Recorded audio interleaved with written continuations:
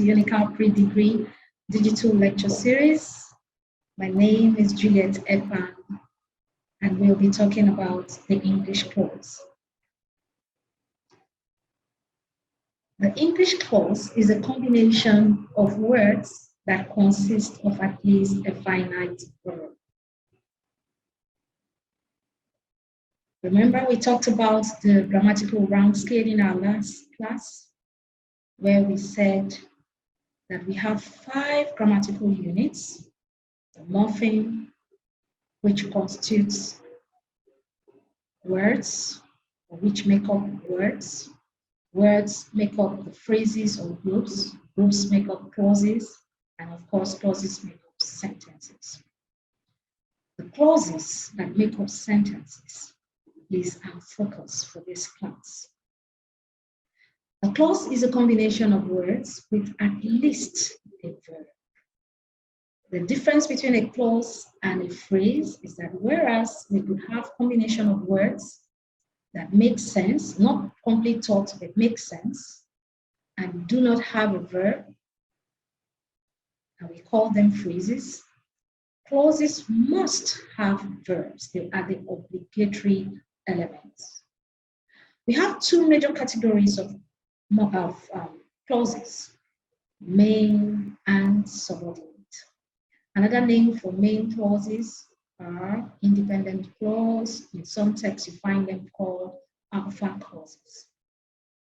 Another name for subordinate clause is the dependent clause, and in some texts, they are being referred to as beta clauses. Beta, B-E-T-A. While main clauses can stand on their own to form simple and compound sentences, as we discussed in our previous class, subordinate clauses must be attached to a main clause to form a sentence.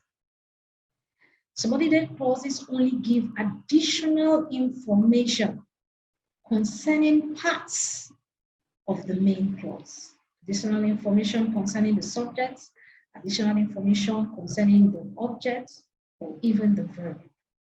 And they are sometimes preceded by subordinating conjunctions. A clause has 5 parts, which are referred to technically as the elements of a clause. We have the subject, henceforth will be represented by the alphabet S. We have the verb, we have the object, we have the complement, and then we have the adjuncts. Let's take them one after the other. What is the subject? The subject is that person or thing that is the focal point in a sentence. Sometimes it's the person or thing that performs the action in the sentence. It's the person or thing or idea the entire sentence is centered around. And sometimes it's the person or thing that performs the action in the sentence. For example, Jane is beautiful. Jane is the subject. Magdalene is industrious. Magdalene is the subject. He is my son. He is the subject. Tomorrow is Monday. Tomorrow is the subject. If you look at these 4 sentences critically, you will observe that all the words that occupy the subject position are either nouns or pronouns. That tells us that only nouns and pronouns, and sometimes nominals. Nominals are words that have been converted to perform the role of a noun, either through generalization and so on and so forth. Only nouns and pronouns occupy subject positions in a clause. We have different types of subjects. We have a single subject, which is made up of a single noun. For example, she is here. She is a singular pronoun. The orange is on the table. The orange is also singular. So she and the orange are examples of single subjects.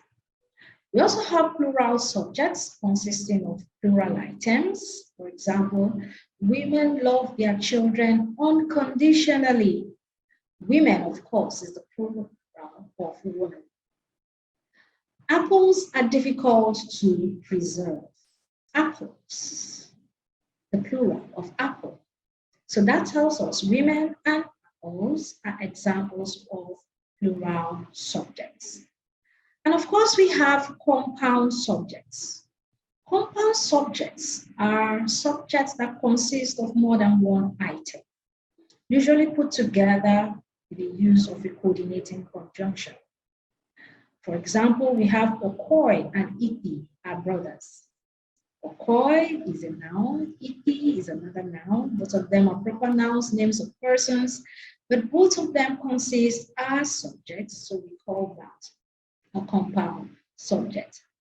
Singing and dancing are my hobbies. We could have just had singing is my hobby or dancing is my hobby. But we have two put together by a coordinating conjunction. So that makes our subjects plural.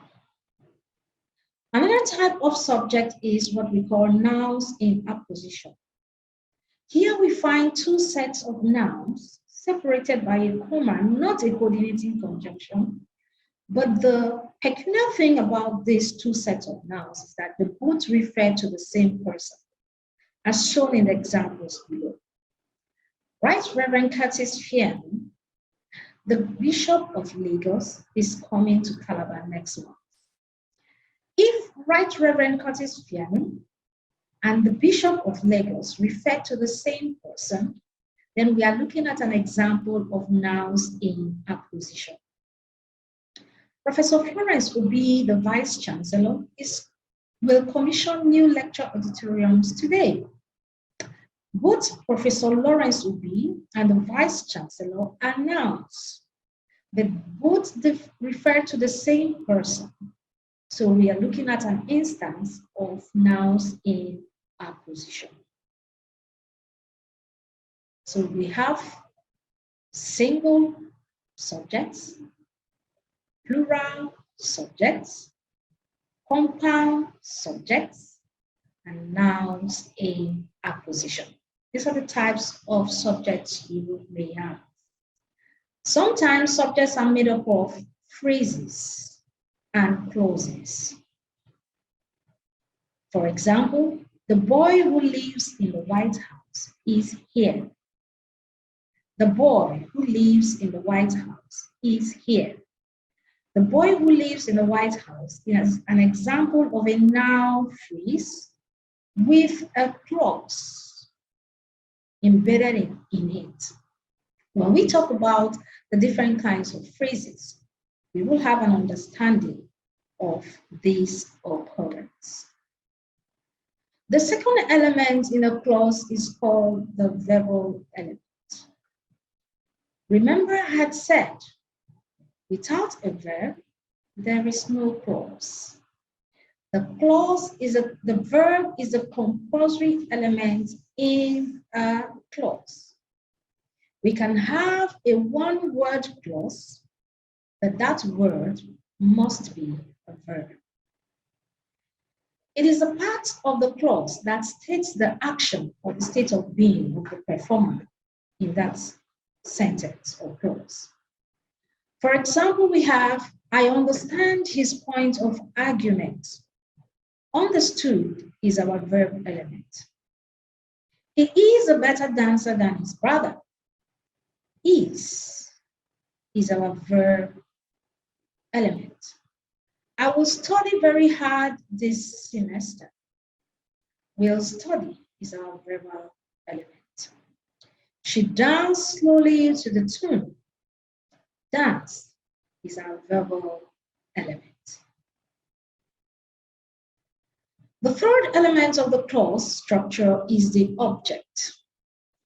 The object is the entity, the person, the thing, or the place that is affected by the action in the clause. It looks like an opposite of the subject. Remember, the subject is a person, a thing, a place that performs the action. The object, on the other hand, is that person, that thing or place that is affected by the action in the clause. Again, it is usually a noun, a pronoun, or a nominal. But we have two types of objects. We have what we call direct objects and we have indirect objects. To illustrate this clearer, let us look at some examples in the following sentences. Utan kicked the ball. Utan is the subject. Kicked is the verb. The ball is the object affected by the action kick. So the ball is our object. Benyin carried the umbrella or carried the baby and the umbrella. Benyin is our subject. Carried is our verb. The baby and the umbrella is our object. I bought my mother a box. I, subject. Bought, which is the action, that's the verb. My mother and a box are the entities affected by the action bought. We'll come back to that. I know you have a number of questions concerning that, so we'll come back to that in a very short while. Dr. Akun will give his students a parting gift. Dr. Akun is our subject. Will give is our verbal element. All his students a parting gift are the entities affected by the action will give. So we have them as the objects in the sentence. Now I know your next question will be, how come we have more than one object in some of the sentences? Now let's look at sentence number 3. I bought my mother a box. The action there is bought. But what was bought? Was it my mother or a box? A box was bought. That makes a box the direct object. My mother is the recipient of the gift, the box. So my mother is an indirect object. Same thing we can apply to our sentence number 4. Dr. Akun will give. What will he give? Is it all his students or a parting gift? The action will give will be directly affected on the entity, a parting gift. So a parting gift is a direct object, whereas all his students who are going to be beneficiaries of this gesture become an indirect object. The next element we have in the clause structure is called the complement. The complement is a noun or an adjective that gives us more information about the subject or the object in the clause. I'll take that again. It is a word, usually a noun or an adjective, that gives us more information, modifies, renames either the subject or the object. If I say Professor Godwin Uche is the head of the department, there is a verb in that clause, but there is no action in that clause. The verb is a kind of verb we call auxiliary verbs, which we will treat some of the time when you're treating word classes.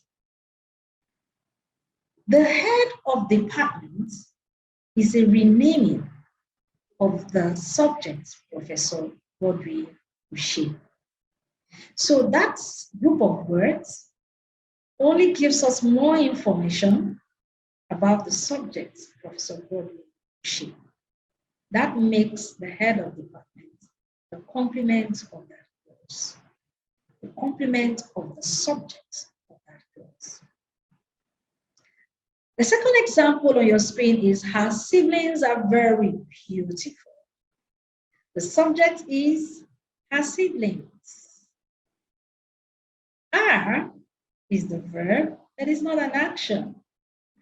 Very beautiful is not an object affected by any action. As a matter of fact, there is no action in the sentence. We just have a verb that is a state of being. So very beautiful, which describes the subject, her siblings, is known technically as complement of the clause. We elected him class representative. This is getting more interesting. We is our subject. Elected is our verb. This time around is an action. Him is the object, the person affected by the action. Class representative only renames the object him, gives us more information about the object him. So whereas the head of department is a subject complement, very beautiful is a subject complement, class representative is an object complement because it is giving us more information about the object of the sentence, him. And the last example is, my name is Peter. My name is a subject. Peter is a complement because it is telling us more about the subject. And because it is telling us more about the subject, we call this type of complement a subject complement. The last element we have in the clause structure is known as the adjunct. Adjunct. The adjunct is the part of the clause that provides extra information on the verb. Please take note of this. Whereas the complement provides extra information on the subject and the object, the adjunct gives us more information on the verb. In other words, they behave like adverbs. Remember the adverb? Adverbs are words that give us more information about verbs, like the name adverb, additions to verbs. Now, the groups of words that operate at the adjunct position in the clause sentence are prepositional flow phrases. We'll explain that later. Noun phrases sometimes, adverbs, adverbial phrases and clauses can operate at the adjunct position in a clause. Now let's look at some examples to drive this home further.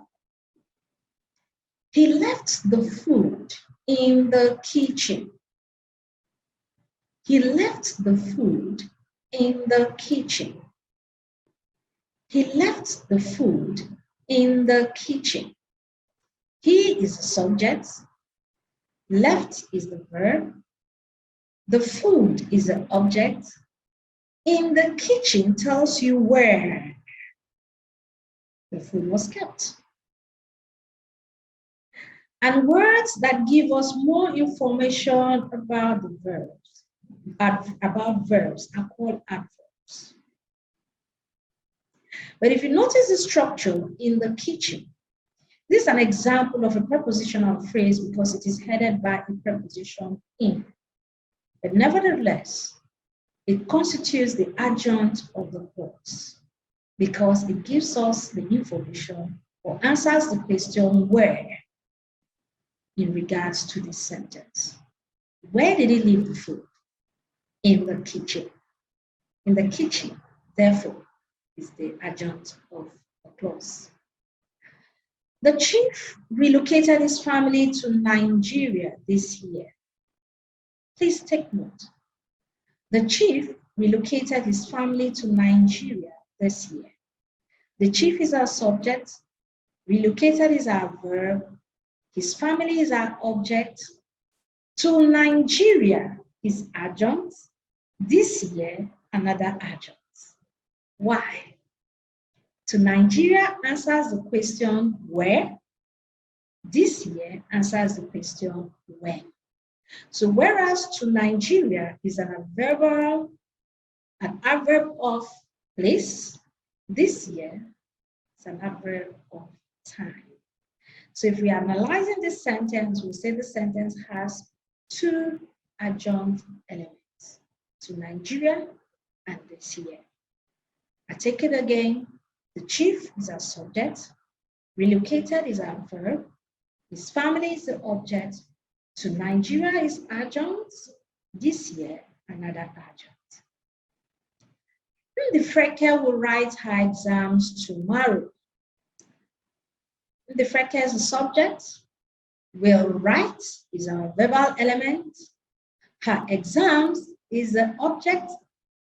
And then tomorrow, which tells us the time of writing, is our adjunct. She sang extremely well. She is the subject. Sang is the verb. Extremely well answers the question how. Adverb of manner. That also is an adjunct element. And finally, we have the practice all week to write the competition. They is our subject.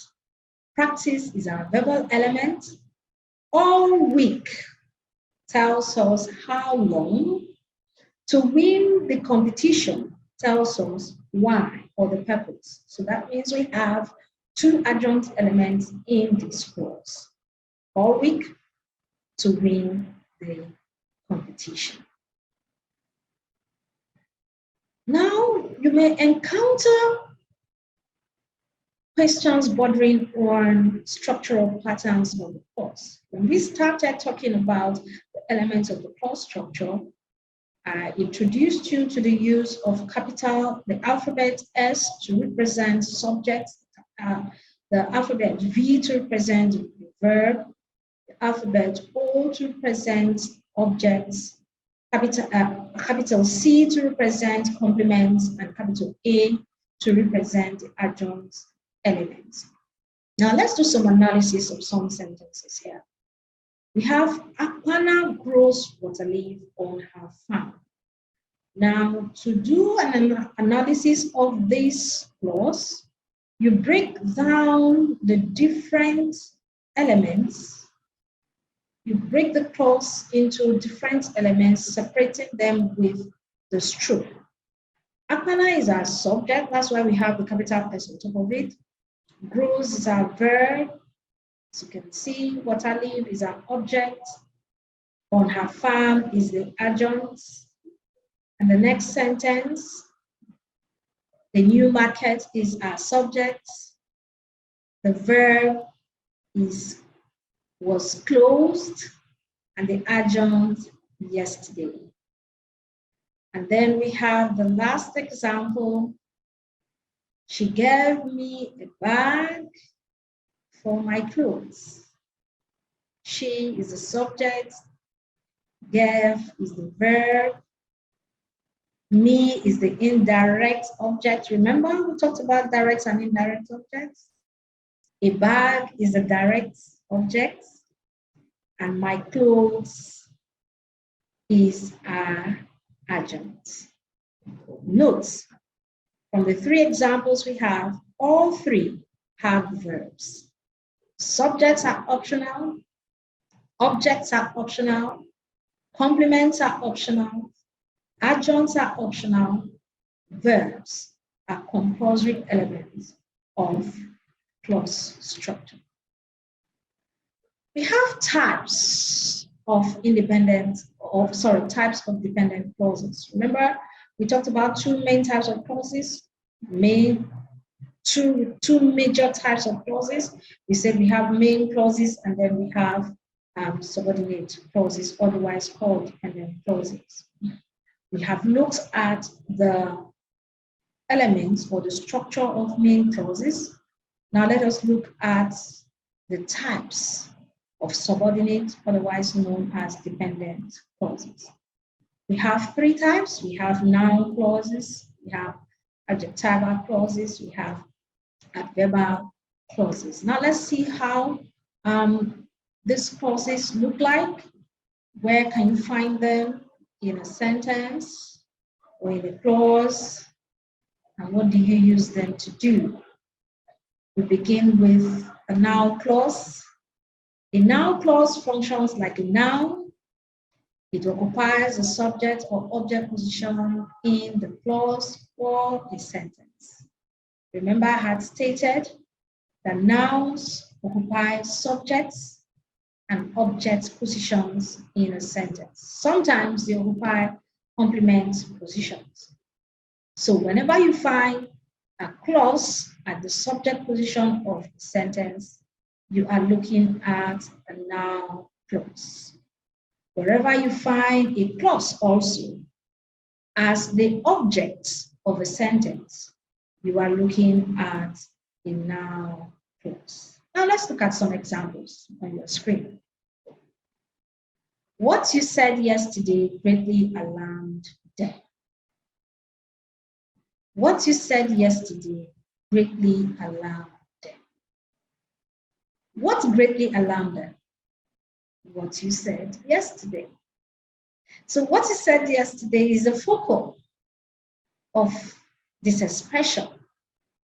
And it's a clause. Why do we call it a clause? It has a verb in it. Said. Said is a verb. So that automatically gives it the status of a clause. And because it is functioning within another clause as a subject, we call it a noun clause. The next we have is, we know why she was so angry. We is our subject. Know is the verb. Now, what do you know? Or what do we know? Why she was so angry. Why she was so angry is the object of the sentence. And because it is also a clause, you can identify was in there, W-E-S. Was is an auxiliary verb. That tells us that the underlying structure is a clause. And because it is the object of the sentence, it is a noun clause. The next example, I asked whether she was sick, similar to example number 2. I is the subject, ask is the verbal element, whether she was sick is our object. That too is a clause because of the presence of the verb was, and because it is occupying the object position, it is a noun clause.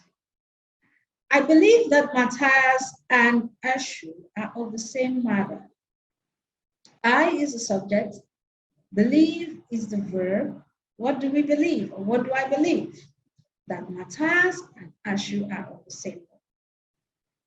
That tells us that the underline is the object, and because it has a verb are, A-R-E, that makes it a clause. And whenever we find a clause at object position, that clause is called a noun clause.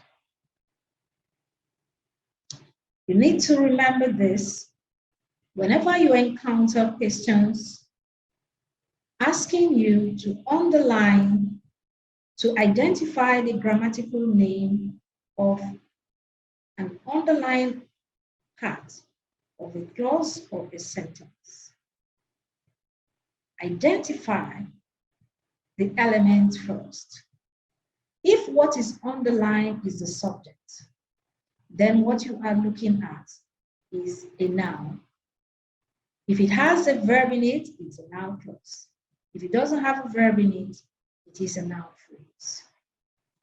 If what is underlined also is an object or the object of the sentence, it is also a noun.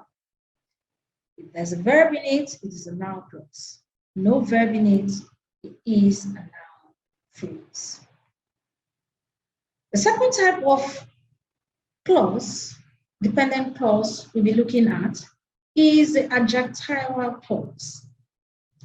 Adjectival clause or clauses behave like adjectives or as qualifiers within noun phrases. They give us more information about the subject or the object. They also function as elements in a clause. Sometimes they begin with relative pronouns such as who, whom, which, whose, which is used to refer to non-living things, while who and whom, of course, refer to living things. Now let's look at a few examples and identify adjectival clauses in the following sentences. The trader who sold you this watch comes from Niger Republic. The trader who sold you this watch comes from Niger Republic. Who comes from Niger Republic? The trader who sold you this watch. That tells us that the trader who sold you this watch is our subject. But if you're looking at your screen, you will see that the entire subject is not underlined. Only a portion of it, who sold you this watch. And that portion, the function of that portion is just to specify which trader, just to give you an additional information about the noun trader. Any word that gives you additional information about a noun is an adjective. So, who sold you this watch is describing the trader. And that tells us that this expression is adjectival. And because it has a verb embedded in it, sold, that makes it an adjectival clause. Let's have another example. Sani Abacha, who died on 8th June 1998, was Nigeria's 10th head of state since independence. Sani Abacha was Nigeria's 10th head of state since independence. Does that make sense? Yes, it does. And that's because who died on 8th June 1998 is just an additional information specifying who Abacha is. That underlying aspect of the sentence does not contribute or take away from the meaning of the sentence. Its role there is to give us more information about the subject.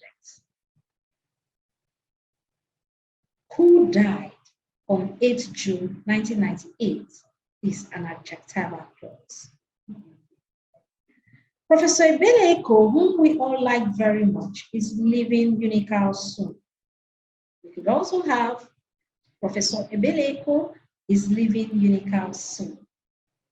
That's because whom we all like very much is just added there to give us more information about our subject, Professor Ebele Eko.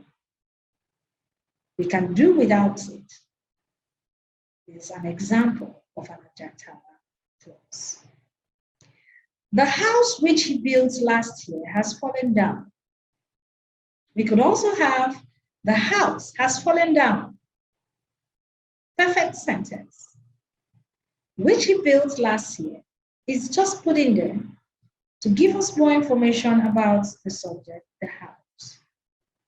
That's an example of an adjective clause. The last example is, I saw the house which he built last year. Now, you see that the house has moved from subject position. It is now the object of the sentence. We could just have a sentence that reads, I saw the house, full stop. And that is a complete sentence. But when you add which he built last year, specifying which house, that additional information is called an adjective clause. Remember, clauses have verbs in them. If the additional information does not have a verb in it, we will call it an adjectival phrase.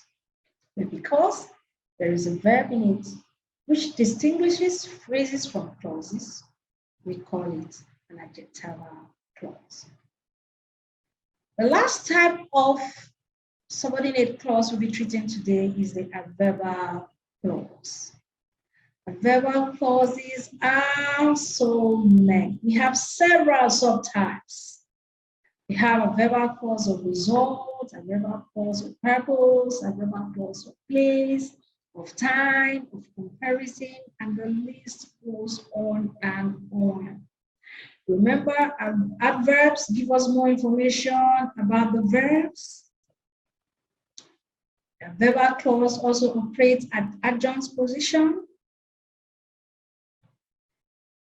And there are different types of adverbial clauses. Let's take a look at a few of them.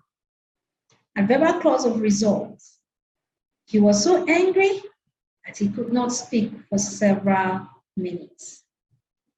He was so angry that he could not speak for several minutes. The underline is the result of his anger.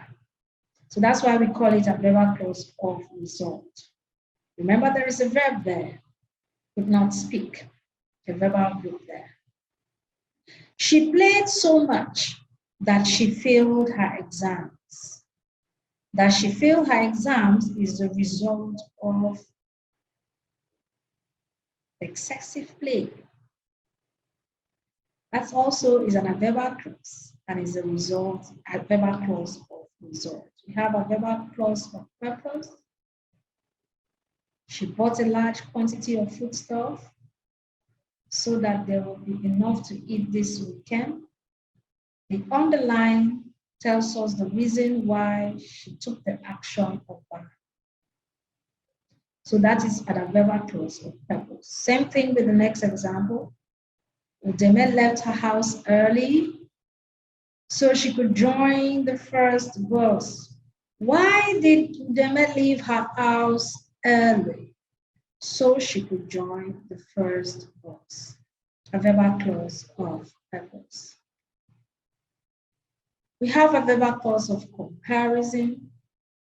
Mbwe is younger than I am. Is a verbal clause of comparison. The meat was less tough than it looked. Than it looked is another verbal clause of comparison. The exam was not as difficult as I had expected. As I had expected is an example of a verbal clause of comparison. And then we have a verbal clause of time, which is a clause that tells us when an action takes place. A verbal clause of place, which tells us where an action takes place. Before we round up for today, I'd like us to do a few exercises and identify the types of clauses underlying the following sentences. Whatever he had done was not a factor in his re-election. What do you think that means? The first thing you should do is to break down the clause into the elements. What is your sentence subject? What is the verb? What is there a complement? Is there an object? After doing that, identify the part of the clause that is underlined. If what is underlined is the subject, then you're looking at a noun clause. In a sentence number 1, the subject is whatever he had done. That automatically means the underline is a noun clause. We have about 10 sentences listed out for you here. Please take them down and attempt to identify the type of clause, bearing in mind what we have learned today. So we'll come again next time when we talk about the other units of the grammatical round scale. This wishing you the best of luck. Bye-bye.